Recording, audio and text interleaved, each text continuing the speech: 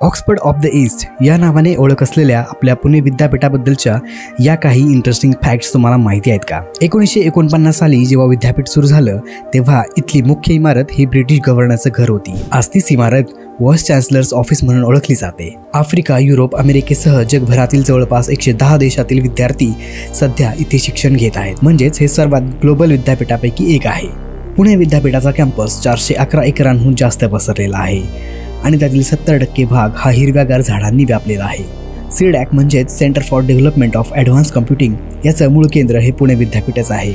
इथंच भारताचा पहिला सुपर कम्प्युटर परम 8000 विकसित झाला होता. महाराष्ट्रभरातील जवळपास 700 कॉलेजेस आणि 40 संशोधन संस्था हे विद्यापीठाशी जोडले गेलेले आहेत. म्हणजेच लाखो विद्यार्थ्यांचं भविष्य इथून ठरतं. शिक्षणाच्या क्रांतीचं प्रतीक असलेल्या सावित्रीबाई फुलेंच्या सन्मानार्थ 2014 साली विद्यापीठाचं नाव बदलून सावित्रीबाई फुले पुणे युनिव्हर्सिटी असे करण्यात आलं.